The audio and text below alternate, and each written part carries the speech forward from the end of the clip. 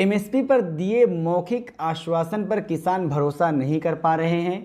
एक रास्ता है, वो ये कि पहले दिया गया एक भरोसा निभा दे सरकार, तमाम देशवासियों को 15-15 लाख दे दे। हिंदुस्तान के एक एक गरीब आदमी को मुफ्त में 15-20 लाख रुपए भी मिल जाएगा, ताकि सरकार ये बता सके कि जो वो वचन देती है, जो चीख चीख कर बोलती है, उसे पक्के से निभाती भी है। देखिए, ये जुमला है, किसी के अकाउंट में 15 लाख रुपया कभी नहीं जाता, वो उनको भी मालूम है और आपको भी मालूम है, देश की जनता को भी मालूम है। किसी को कैश कभी नहीं दिया जाता, वो सबको मालूम है। ये भाषण देने का एक तरीका है, एक जुमला है। फिलहाल की इमेज कुछ ऐसी ही है, जो मैं बोलता हूँ वो करता ही नहीं, और जो मैं करता हूँ वो बोलता भी नहीं। इसलिए फिर 15-15 लाख देने से साख भी बनेगी, इज्जत भी बढ़ेगी, किसानों को शायद यकीन भी हो जाए।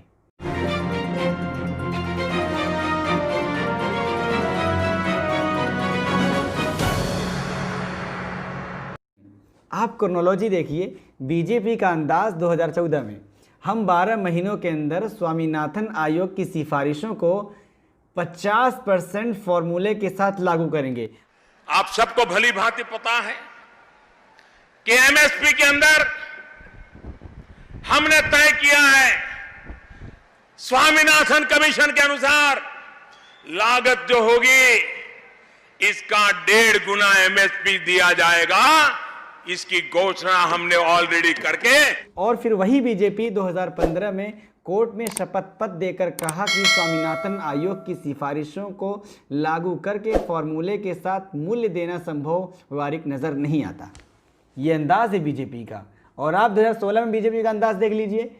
बीजेपी 2016 में जब राधा मोहन सिंह कृषि मंत्री थे, कहते हैं हमने कभी ऐसा वादा ही नहीं किया। कमाल देखिए, 2017 में बीजेपी कहती है स्वामीनाथन आयोग को छोड़ो, आप मध्य प्रदेश के शिवराज चौहान के मॉडल को देख लो, वो स्वामीनाथन आयोग से कहीं बेहतर है। किसानों की बरसों पुरानी मांग थी कि स्वामीनाथन कमेटी के रिपोर्ट को लागू किया जाए, लेकिन जब तक केंद्र में कांग्रेस की सरकार रही, वो इसे टालती रही। किसानों की इस मांग को पूरा करने का ऐतिहासिक फैसला भी एनडीए की सरकार ने ही लिया। इस फैसले की वजह से लगभग 2 दर्जन फसलों का समर्थन मूल्य लागत का 1.5 गुना तय हुआ है। अब हम राज्य सरकारों के साथ मिलकर प्रयास कर रहे हैं कि इस फैसले का पूरा लाभ किसानों तक पहुंचे। और फिर बीजेपी 2018-2019 के अरुण जेटली ने अपने बजट भाषण financial bill speech page number 13 और 14 में कहा कि हमने स्वामीनाथन आयोग की सिफारिशें लागू कर दी हैं। अब इस दावे का खेल देखिए। महान अर्थशास्त्री अरुण जेटली ने सीओपी कॉस्ट ऑफ प्रोडक्शन की परिभाषा में ही हेरफेर कर दिया।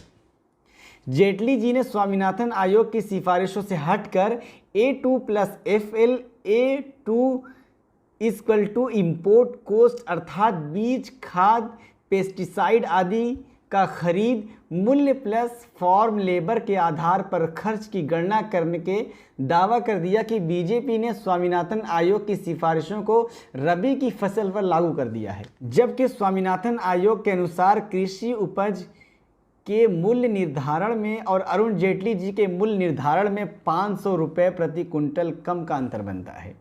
इस पूरे मामले से एक बात वाज़ेह हो जाती है कि मोदी सरकार घालमेल की सरकार है। अपने राजनीतिक स्वार्थों के लिए बीजेपी नेता झूठ एवं आंकड़ों का हेरफेर बेशर्मी से करते हैं। इसी संदर्भ में मोदी जी के अनेक झूठों में से वर्तमान में प्रासंगिक रेलवे के निजीकरण संबंधी झूठ को अमित शाह के 15 लाख आएंगे एक जुमला था, को देख सकते हैं। हिंदुस्तान के एक एक गरीब आदमी को मुफ्त में 15-20 लाख रुपए भी मिल जाएगा। 15 लाख रुपए अकाउंट में क्यों नहीं आ रहे? देखिए, ये जुमला है। किसी के अकाउंट में 15 लाख रुपया कभी नहीं जाता, वो उनको भी मालूम है और आपको भी मालूम है, देश की जनता को भी मालूम है। किसी को कैश कभी नहीं दिया जाता, वो सबको मालूम है। ये भाषण देने का एक तरीका है, एक जुमला है। अब मोरल ऑफ द स्टोरी ये है कि क्या मोदी सरकार के झूठ बोलने और उसकी कार्यशैली के पूर्ण रिकॉर्ड को देखते हुए उनके एमएसपी जारी रखने की बात पे विश्वास किया जाए या नहीं?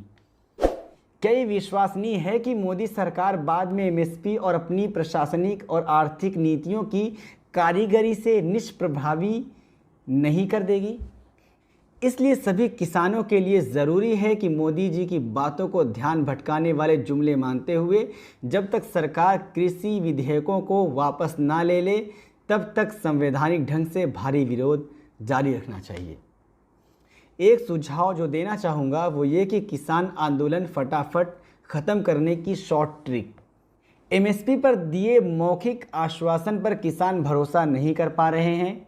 एक रास्ता है वो ये कि पहले दिया गया एक भरोसा निभा दे सरकार, तमाम देशवासियों को 15-15 लाख दे दे। हिंदुस्तान के एक गरीब आदमी को मुफ्त में 15-20 लाख रुपए भी मिल जाएगा, ताकि सरकार ये बता सके कि जो वो वचन देती है, जो चीख चीख कर बोलती है, उसे पक्के से निभाती भी है। फ़िलहाल की इमेज कुछ ऐसी ही है, जो मैं बोलता हूँ वो करता ही नहीं और जो मैं करता हूँ वो बोलता भी नहीं। इसलिए फिर 15-15 लाख देने से साख भी बनेगी, इज्जत भी बढ़ेगी, किसानों को शायद यकीन भी हो जाए।